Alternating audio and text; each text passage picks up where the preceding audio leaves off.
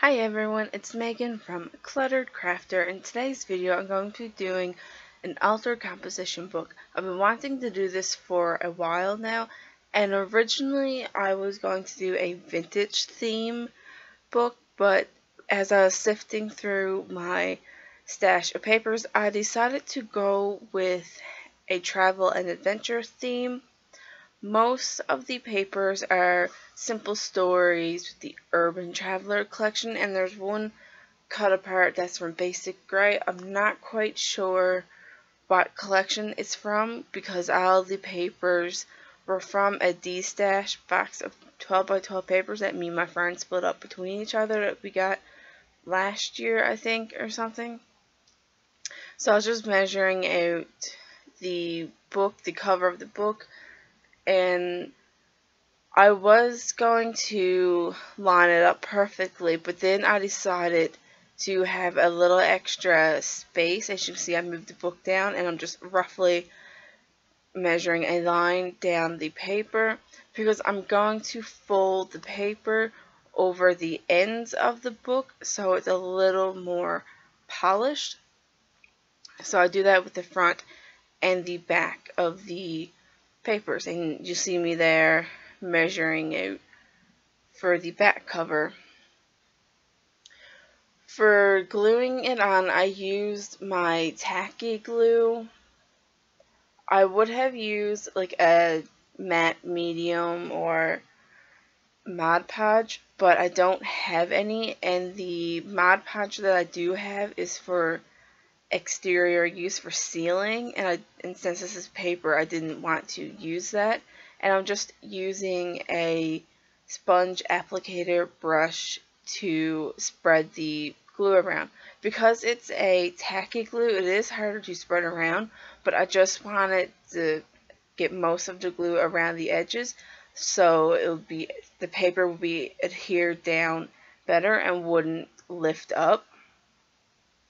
And I'm lining the paper up with the end of the binding, the little black strip that's on the spine. And I will cover that later in the video with some washi tape. And I do the same thing with the black, or with the back of the composition book. I can't remember the size of the composition book, but I did show at the beginning of it. It's just like a regular size notebook, because I know you can get mini notebooks and then a notebook that's slightly smaller than this one. I'm doing the same thing here, lining the paper up with the edge of the binding of the spine.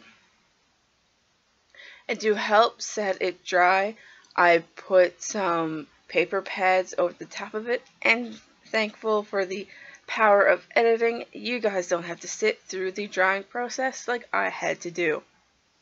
And now I'm just trimming off the corners so it's easier to fold the paper, and I'm also trimming off a little bit of the excess on the edge. I didn't really have to do that to cut off that little bit of strip, but I just thought it would be easier to do. And instead of using a wet glue for the paper when I'm rolling it up, I decided to go with my double-sided adhesive because I didn't want to sit through glue drying again. And I'm just creasing the paper first to make it a little easier, and I'm sorry that my head's going in a few shots. My desk is lower down and I was standing up. It's not like a stand-up desk.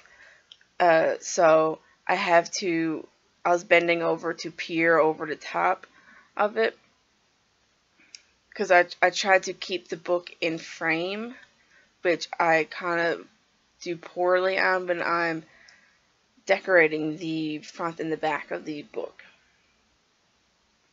And I'm doing the same thing with the back, just creasing the paper so it's easier to adhere down, and using my double-sided tear tape. The composition book itself, it does have rounded corners on it, but when I folded over the paper, it made the book have straight corners, like regular corners on it. And you can cut the corners off to be rounded, but I like the look of just a simple straight edge on it instead of rounded corners. And now I'm going to be decorating the book. Actually, I was looking for something on the inside to cover up the inside cover and the back cover, and then I pulled out my K & Company 6x6 paper pad, but it wasn't going to fit. I was just testing out the paper there, so then I pulled out some of the other paper pads that I got at the dollar store. I settled on this bit of paper that was in the Nantucket collection of the paper pads that I got, and it's a very subtle pattern, and I was struggling here trying to get paper because I was trying not to rip off the cover of the paper pad, but it's like, it's not really plaid, but it kind of has like a subtle diamond pattern on it, and I really like it because it's a deep burgundy red color, and some of the colors in the cover of the book, the paper that I used, has that color in it. So I'm just cutting it down to size now for the front and the back, and I'll be adhering that down. Excuse me, my voice is going again. I'll be adhering that down with my double-sided tear tape like always, because again, I don't want to sit through wet glue drying, and this is a permanent adhesive, so it's drying anyways. When adhering down the inside cover, I would suggest leaving a little bit of space between your scrapbook paper and the spine of the book, or like the signatures of the paper, because that will help it close flat. You'll notice when I adhere this down and close my book, it doesn't fully close because I lined the paper up exactly touching the signature of the paper. But it doesn't really bother me because I'll be tying a string around it later to keep it closed. And I do the same thing, but the back cover of the book, you'd think I'd learn from the front cover, but I really don't. Maybe later on I will find like a decorative ribbon type, not ribbon, elastic band, like a journaling band, planner band, and I'll put that around the journal. But for now, I'm just going to stay with the ribbon. I like the look of the twine or the string that I used. I like the look of it tied around it. Now I'm going to put on a little bit of washi tape. This is the only bit of travel themed washi tape I have. I haven't found any other travel themed washi tape where I live, and I don't have a Michael's near me. The closest one to me it's actually 4 hours away, so I don't get to go there very often. It's a really rare thing for me to get to go to Michael's. But it's just like a kind of like a Paris theme washi tape, and I put some on the inside cover as well to cover up that little bit of seam, the edge that didn't line up correctly. And I'm sorry for my head being in a few of the shots. I'm doing the same thing for the back cover. I do peel up the washi tape in a little bit because I want to add pockets on the inside, front, and back cover. And that's what I'm doing now. I'm getting some paper. I can't remember what paper pad this is from. You may be able to catch the title of it or the company of it, the brand, in the video, but sped up, so probably not. But I settled on this brown color. It has postcards, so I thought that was a really good paper to use for the pocket since it's a traveling, and usually going with traveling, you like send postcards to friends or stuff like that. And it kind of has like a vintage feel. That's why I bought that paper pad, because it has a vintage feel to it. And I love vintage things. And here I'm just eyeballing how big I want the pocket to be. And I didn't cut it into a complete triangle. What I mean by that, it kind of looks like one of those magazine holder or organization systems. And I like the look of that. And I'm just using my double-sided tear tape to adhere that down. And you have to remember to leave one end opening, like the diagonal end, and because that will be where your pocket is, and you don't want to seal that up. And I was just showing you there that paper can fit into it, and I didn't mess up like I normally would. And I'm just adding the washi tape back on to the edge there, and I do the same thing with the back cover. I highly doubt the pockets are the same size, because again, I'm just eyeballing it, and I was just making little snips in the paper so I know roughly where to cut. And I do the same thing for this pocket, where it kind of looks like one of those magazine holders.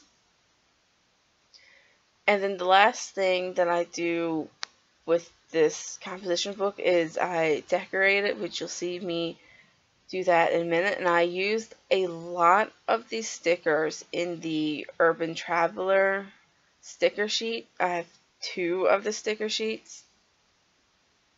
And again, they were in a de-stash box of paper. So I'm just adhering that down with the double-sided tape and putting the washi tape back over the top of it. And I'm just trimming off some of the excess paper that came over the edge when I adhered down the pocket. I can never cut straight or glue things on straight. It's just always crooked for me. I have no idea why. Originally, I was just going to use the I Love Travel thing, cut it, which you'll see me cut that out in a minute. And I'm just going through these sticker sheets, trying to figure out what I want to put on the front of it. And I decided with this tag and a little sticker that says, it has travel on it, but it also has like another quote going around in a circle, and I can't remember what it says, but then it kind of blended in with the background a little bit, so I decided to ground it with this little bit of strip. The full strip says go see do, or do see go, I can't remember, but I just trim that up. I cut off a little piece of it so I can have a little grounding spot. And I'm sorry I'm out of frame. I was sat down at this point because my back was starting to hurt from standing up for so long.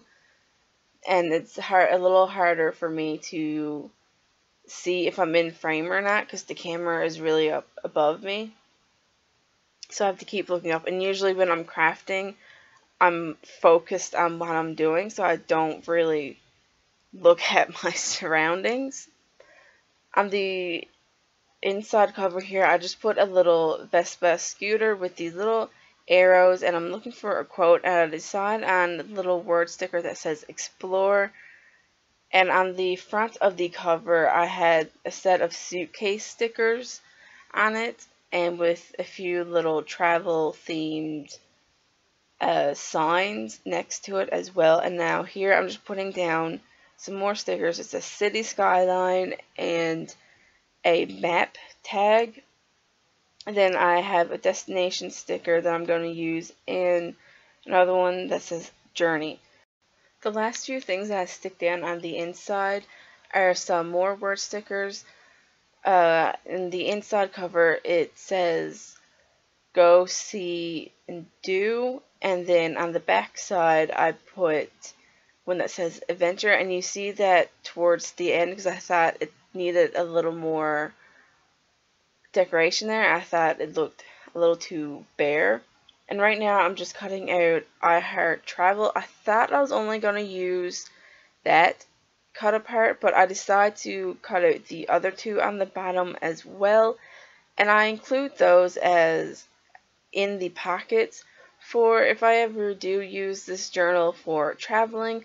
I can use those to decorate my pages, and I also have some little bit of journaling cards in here that I'm cutting out from this basic gray cut apart sheet. And I also cut out some tags that are on the side in a minute.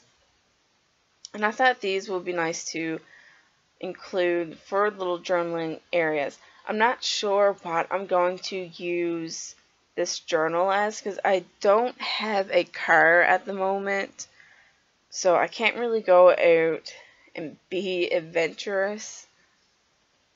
So I'm not sure if I'm going to use that as just like writing prompts, journaling prompts to write in the journal.